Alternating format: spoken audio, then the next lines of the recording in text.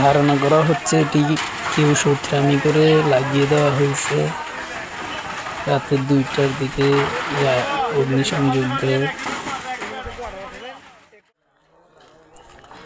পুরে সব শেষ,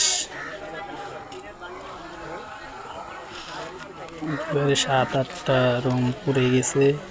এই যে চাল, এগুলো চাল ছিল, এগুলো মুড়ির মতো হয়ে গেছে। যার যার জমা পানি নিয়ে আইছে।